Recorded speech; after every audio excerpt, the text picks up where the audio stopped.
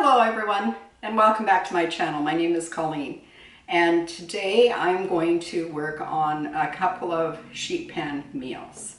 I'm going to make one for lunch and clear that away, and then come dinner time I'm going to make the second one. So it's hot.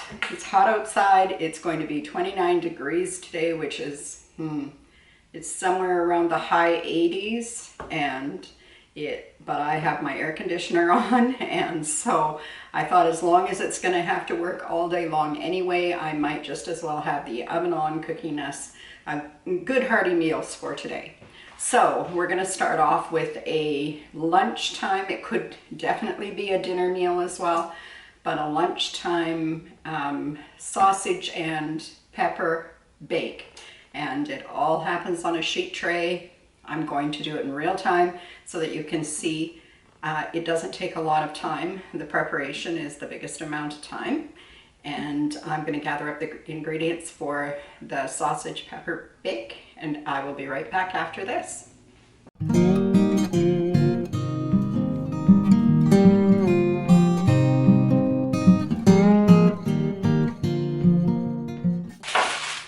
The first step in this pepper and sausage bake is to line my sheet pan. And I normally would use, my sheet pans are old and battered up, but I still wouldn't cook dinner on them even if they were new. I want to line it because I want easier cleanup. Normally, if I'm cooking in a sheet pan, I use parchment paper. But here, because I want to get that browning effect, I want to use foil, aluminum foil in the pan to line it, because you'll just get more browning happening than you would with parchment paper. Parchment paper is really intended for baking, and it doesn't allow for so much browning. Today we want that. So I'm going to line this and be tight as I can. And it's a good sized baking pan.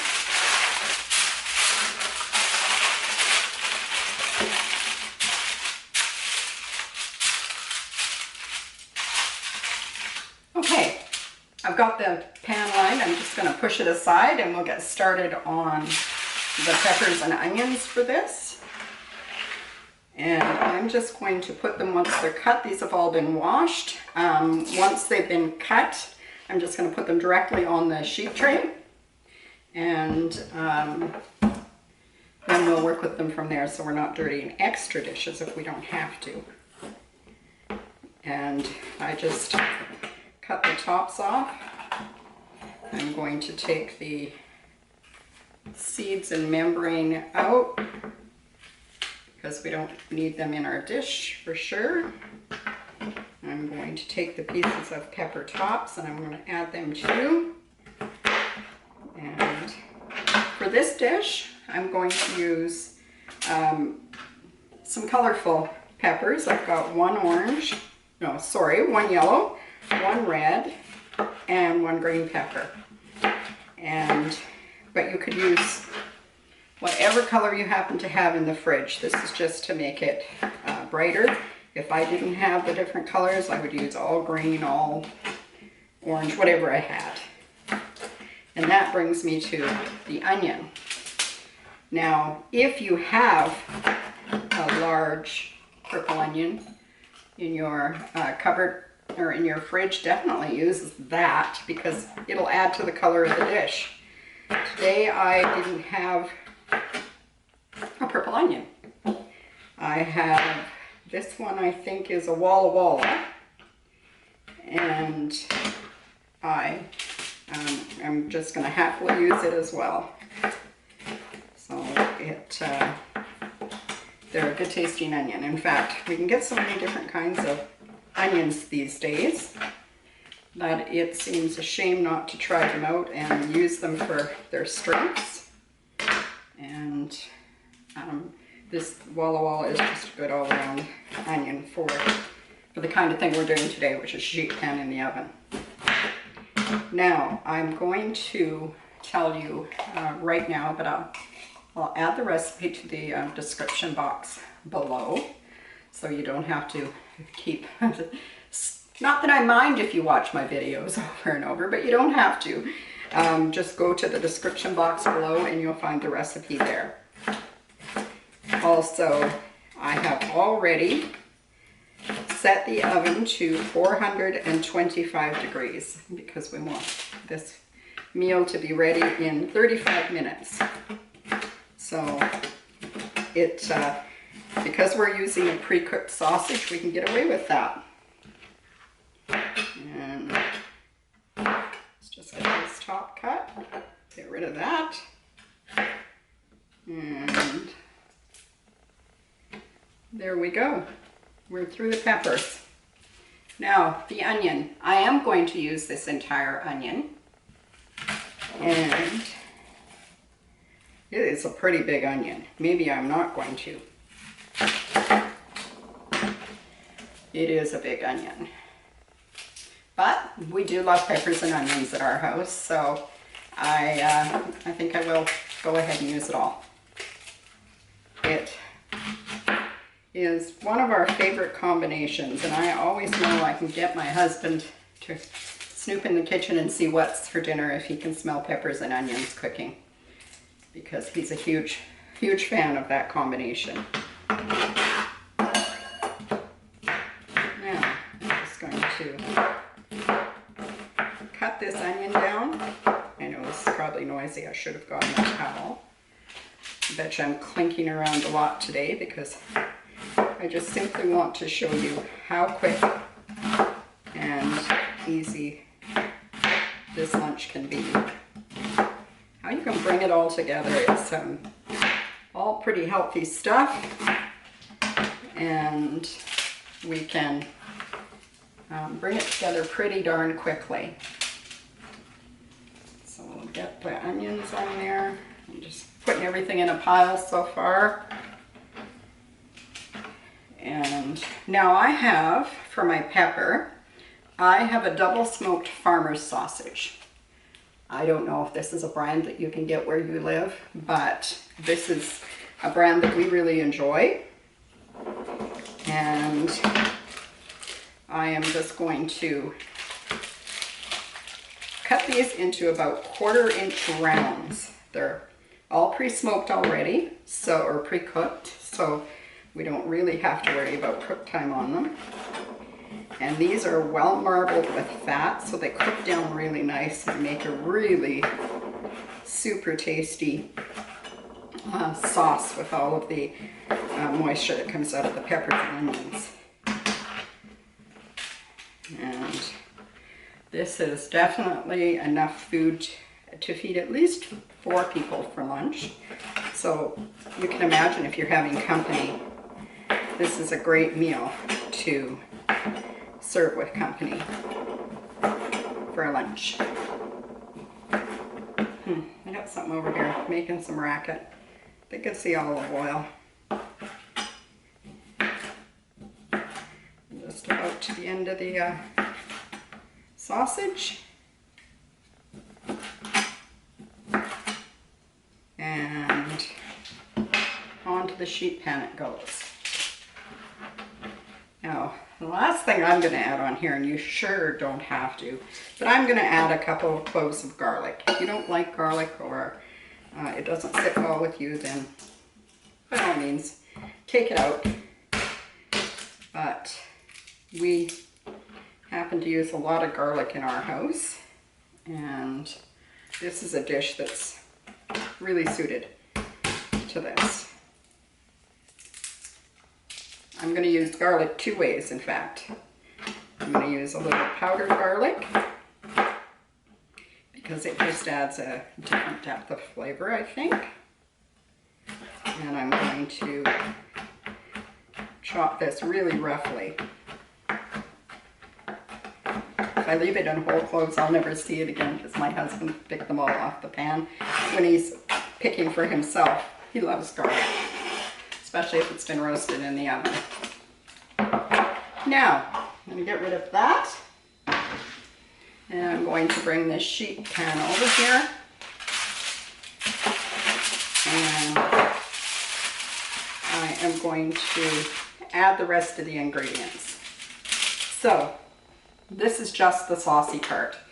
Definitely want this to have some oil on it. So I'm probably going to put about 3 tablespoons, probably, maybe 4, of olive oil. If I can get into this, I am going to add about a teaspoon and a half of garlic powder. I'm going to salt and pepper it, and I'm going to be a little heavy-handed on the salt. We've got a lot of veggies in there. Less than a teaspoon though, probably a half a teaspoon of salt, and at least a quarter of a teaspoon of pepper, maybe even more than that. And last, certainly not least, now this is another thing you can change out to be whatever kind of seasoning you want. I'm going to add a tablespoon of Italian seasoning. Now, well, that's it, folks. That's everything that's on the tray. I'm going to use my hands, and I'm just going to mix this thoroughly. If you're not fond of having food on your hands, then by all means get a couple of forks or a spatula or something and mix it that way. I just want to make sure that everything is coated with the oil and the seasonings that we've added. Now I'm going to level this out, and I am going to try and get as many surfaces as possible onto the tray. And this is going to go into this is going to go into a 425 degree oven for 35 minutes. And I'll bring you back when we're ready to take it out of the oven. Now here we are. Doesn't that look delicious? I'm just going to set it down here. It's been 35 minutes in the oven, and about halfway, I just give it a stir. And knowing that there's going to be too much for the two of us for lunch, I am going to, while this was cooking, I also cooked some rice in my microwave, and so I know that this is too much for the two of us for lunch.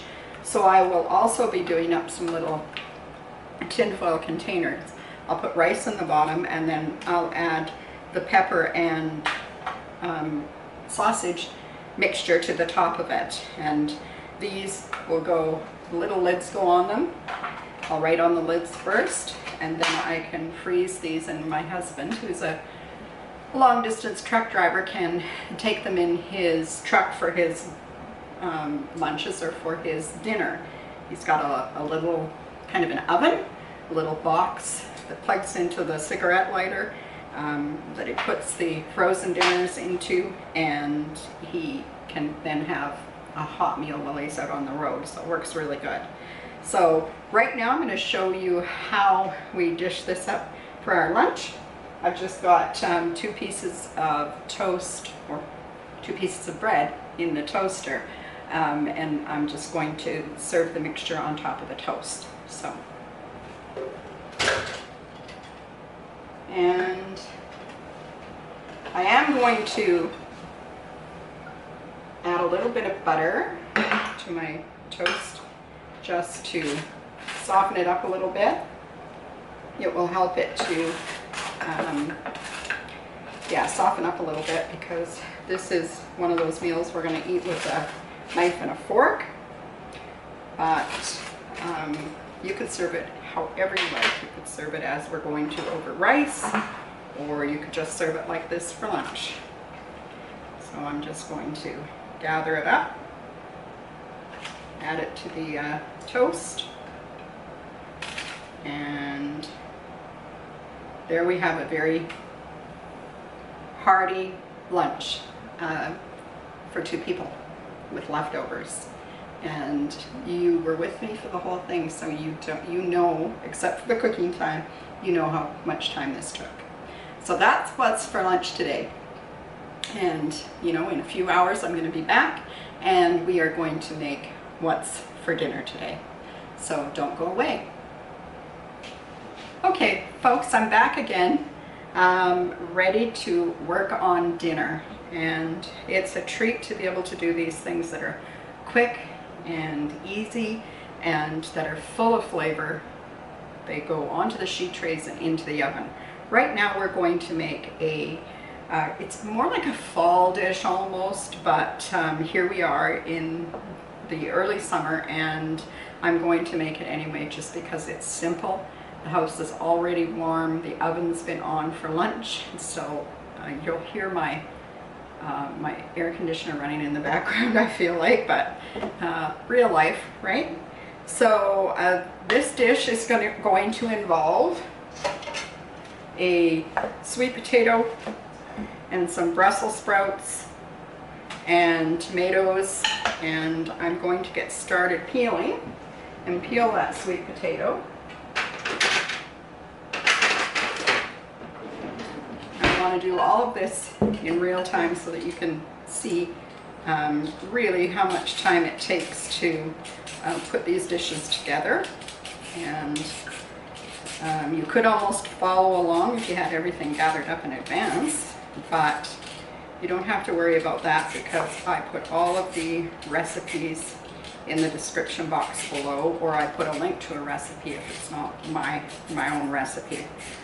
Now, some of these recipes, they've gone around so many times that we don't know who to credit with having first come out with them.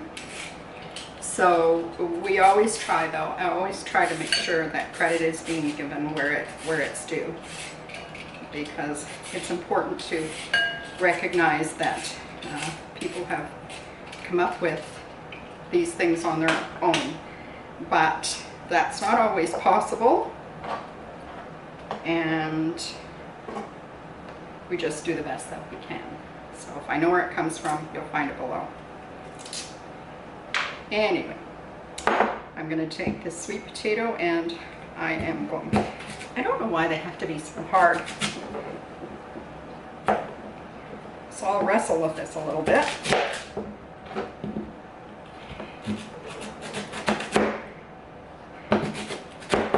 Because I want this to be in real time. I want you to see me go through the whole process here. I'm going to cut these into about, I don't know, 1/2-inch dice probably. Some of them might be a little bit bigger. Go the long way first. And then I'll go the other way. So once I've got these all cut up, I'm just going to put them right onto the sheet pan like I did the last time. And get them ready. I happen to love sweet potatoes and Brussels sprouts. So does my husband, so this works out good. This dish serves us for a dinner and will also serve my husband for several meals in his big truck. And today we just happen to be out of freezer meals for him, so this timing works out good for a couple of purposes. You're able to see what the sheet pan's meals look like, and also what you can do with the leftovers. So they work really good for lunches. Both of these recipes will hold in the fridge for a couple of days, so if you have a regular 9-to-5 job that you need to take a lunch to, then they're great for that. You don't have to put them in tinfoil containers if that's the case. I'm just cleaning the Brussels sprouts because these are pretty big Brussels sprouts. Some of the outside leaves aren't beautiful and the stems need to be removed just to freshen them up. Not really for any other reason, but they do get kind of old looking like that. So I just cut that off and peel away any leaves that don't look great. And I think that what I'm trying to achieve here is to have at least 4 cups of vegetables. And if there's more, that's great too. But I definitely want at least 4 cups of veggies, and that includes the sweet potatoes. I know that that's not a problem. So I probably have a dozen, maybe a little better. Yeah, I've got 14 Brussels sprouts, and I'm just going to have them because they'll cook fine like that. You don't want them to be too mushy anyway. So just right onto the sheet pan. And onto the sheet pan they go, and soon it will be into the oven. I think I can probably do most of the prep for this because I did wash the tomatoes and the vegetables ahead of time, so I'm not counting that in here. But I'm also not afraid to use the little bits. They'll get really super brown and they're delicious that way. I have here something we don't often get where I live is Vidalia onions, and I saw them in the store the other day and I thought, wow, that'd be perfect for this dish because with the sweet potatoes in it, the Vidalias are a little sweeter, and it's a rare treat for us. So I'm going to cut these pretty big because they do shrink down a lot. I'll just break them up a little bit onto the pan. I've already exceeded my 4 cups of vegetables. I can see that. I haven't added tomatoes yet. So we will definitely have some extra lunches. Now, I'm going to add about a half a pint, one of these half pint, these pint containers, about a half a pint of cherry tomatoes in there. I'm going to move this out of the way and bring this in, and this mound of veggies I'm going to, let's back up. I forgot to add some garlic to it, and that would be crazy, so I'm just going to clean up these garlic cloves and get them ready to go on there too.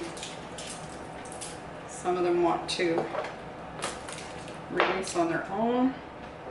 I've got 6 cloves of garlic, and we're just going to roast them in the oven at the same time. This dish takes a total of 45 minutes in the oven, and we are going to get with that pretty quickly here. Do a little cleanup as I go. Get them out of their skins on there. That one's pretty big. I think I'm going to take it back and cut it in half. Maybe that one too. Goodness. These are beautiful big cloves of garlic. And garlic is something we use almost every day in our cooking.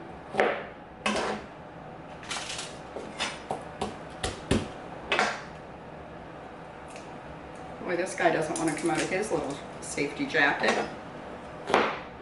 Okay, now I can get rid of this. And I will bring this pan over in front of me.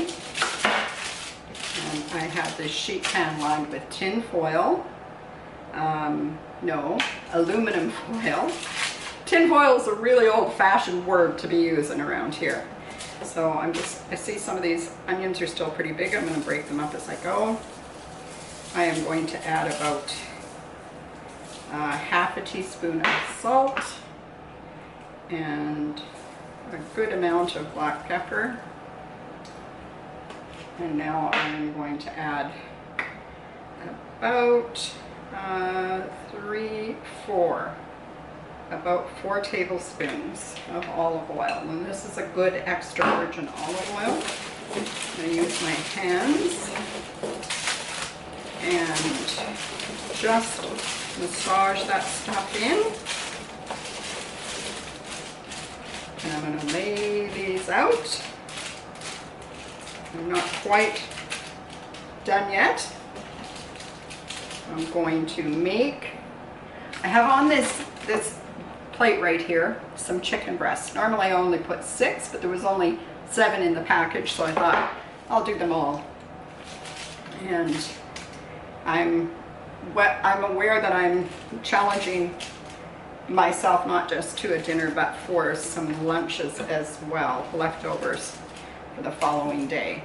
Now, you don't have to have a loved one on the road traveling for work to want to have leftovers left for the next day. I'm trying to just wiggle these chicken thighs. These are bone-in, skin-on chicken thighs. I'm just wiggling them into position so that they're right on the bottom of the pan. And doesn't this look fabulous already? Now I'm going to wash my hands, and then I'll make a little glaze for the top of the chicken, and I'll be right back after this. Now I'm just going to make a bit of a glaze for the chicken. I'm going to use about a tablespoon of honey, more or less. It's usually more. I am just using a little more today because I've got that extra chicken breast in there. And I'm going to do the same thing with some Dijon mustard. And this is a new container, so I better be giving it a mix. And then I'm going to add a tablespoon of olive oil. Now, I'm also going to go in and just lightly salt and then pepper the chicken breasts. Oh, sorry, the chicken thighs. If you were going to use chicken breast in this, which you could do, you would just have to cook the vegetables for a while without the chicken in there and then add it. So I would say put the vegetables all on the pan, into the oven, 425, let them cook for a good 10 minutes. Then pull it back out, add the chicken breasts, and back into the oven for the remainder of the time. So in total, this recipe is going to be 45 minutes in the oven, or until you can test your chicken thighs with a meat thermometer and make sure that they're properly cooked, because you definitely don't want undercooked chicken.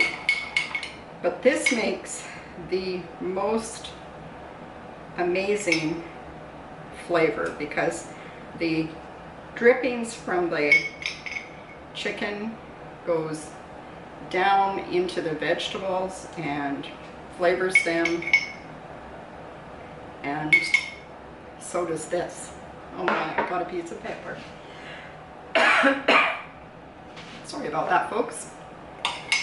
And so does this little glaze.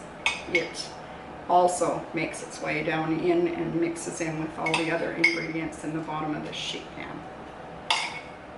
So there you have it, folks. If you needed to know how long that ran, you can just look at the video because I did this in real time.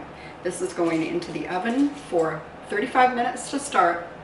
Then I'm going to take it out, I'm going to mix the vegetable, I'm going to take the chicken off, mix the vegetables, put the chicken back on for the last 10 minutes of the process. So I will be back when it's time to do that. Wow, look at this, folks. Doesn't that look great? So I'm just going to set this down. I'm going to do a little moving around.